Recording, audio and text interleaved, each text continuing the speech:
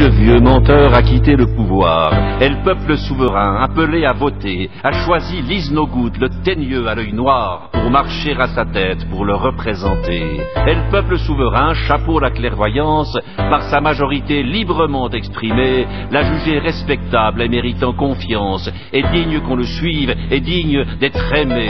Douce France.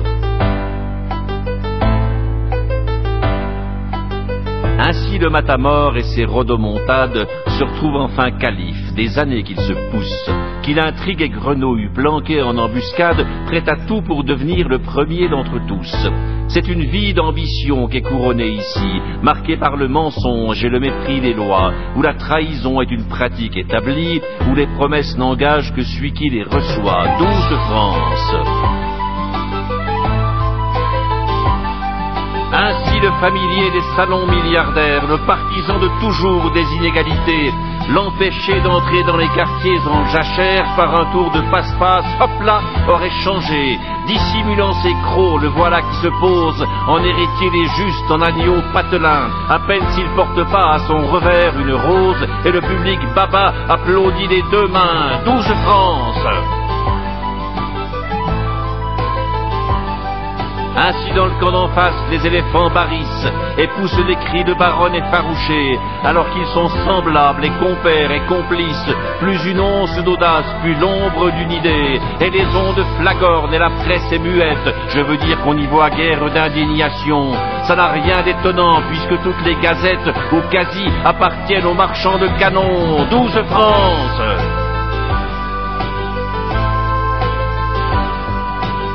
Ainsi les renégats viennent à la gamelle, sans vergogne à la soupe, les plats en rang serré, arrivistes et faux culs se ramassent à la pelle, le spectacle est superbe en même temps qu'à pleurer, et le cow-boy obtus dans sa marche à la guerre, bénissant le Dieu bon contre un allié de plus, pleurer les démunis, crever les pauvres hères, voici le temps des brutes, le temps des parvenus, la pauvre consolation que l'on pourrait avoir, mais je ne sais s'il y a lieu de rappeler ça, c'est que si le peuple est encore un couillon dans l'histoire, un cornard, un cocu, un porteur de grand bois, il n'est pour cette fois pas tout seul dans ce cas. Douce France.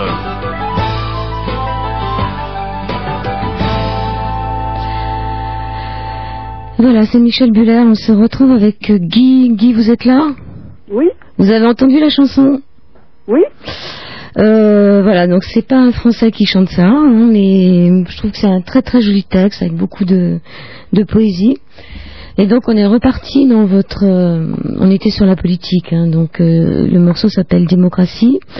On est reparti dans votre livre donc avec les solutions, parce que c'est vrai que lorsqu'on lit ce petit livret sur la politique, des carnets, des livrets de perso, Gracia, on se sent mal, hein, je vous dis franchement, et vous le dites d'ailleurs à un moment que ce qui va arriver après, ça risque de nous choquer, mais donc vous nous prévenez, mais vous dites aussi qu'il faut être au courant, il faut l'accepter. Et ensuite...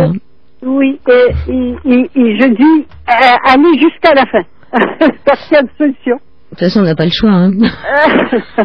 Mais là, c'est dans le bon terme, hein, dans le bon terme. Oui, c'est-à-dire, voilà. Oui, parce que il faut, parce que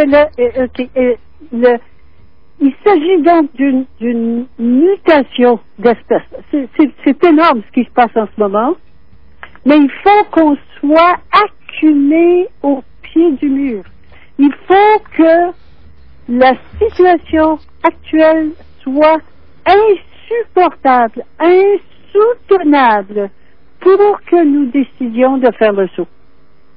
Il y a très peu de personnes qui font le saut simplement par prise de conscience et par décision. Tant que je suis pas assez mal, je vais continuer d'accepter l'inacceptable. Je donne souvent l'exemple, parce que c'est plus facile de l'imaginer, du poisson. Oui, ça c'est une très très belle image. Oui, les poissons qui étaient dans une mare où l'eau s'est fait rare. Il y a des poissons qui ont continué de s'accrocher aux dernières gouttelettes d'eau jusqu'à ce qu'ils crèvent. Et il y a d'autres poissons qui ont sauté, qui sont sortis, qui sont retrouvés Et qui se sont adaptés. Le sable chaud pour un poisson, c'est pas confortable. Et qui ont créé des poumons. C'est extraordinaire. Et ils savaient pas qu'ils créeraient des poumons puis qu'ils étaient pour devenir des amphibiens. Mais ils l'ont fait. Moi, je me dis toujours, si les poissons l'ont fait, on peut le faire. Et ce que nous avons en plus des poissons, c'est que nous savons ce qui se passe. Alors que le poisson ne savait pas ce qui se passe.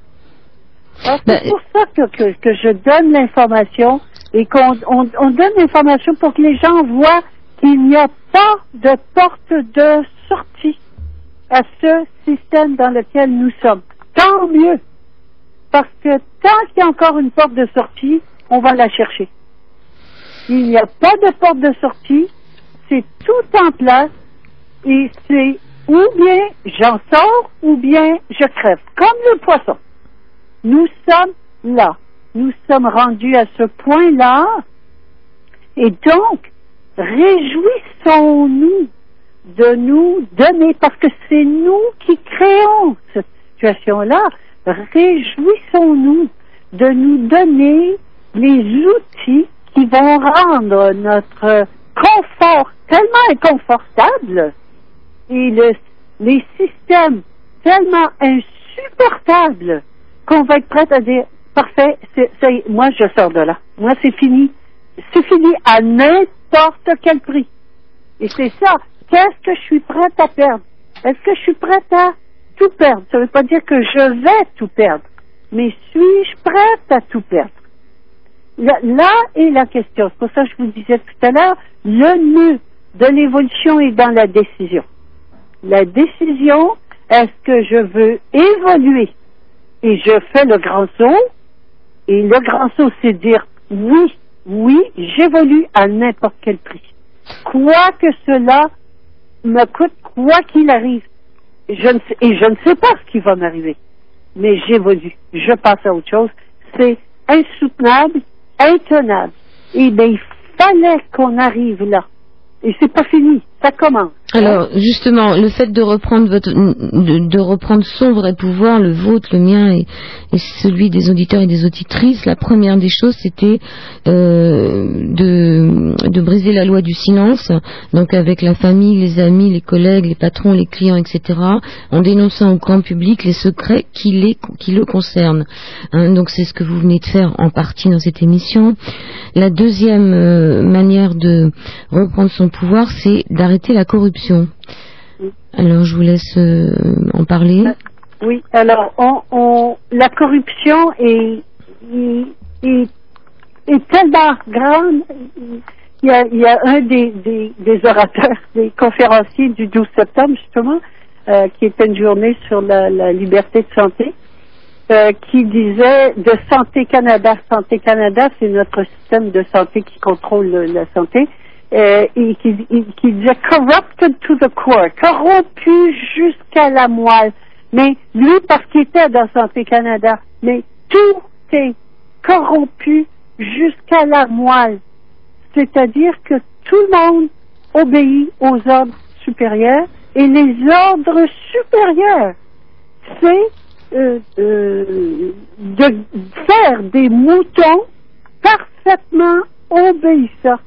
Et donc, avec une micropuce qu'on peut contrôler au doigt et à l'œil, si on a des problèmes avec eux, on les fait disparaître. Avoir des moutons parfaitement obéissants. Le cheptel est un peu gros, faudrait réduire. Bon, et ça se comprend quand on se met dans leur peau.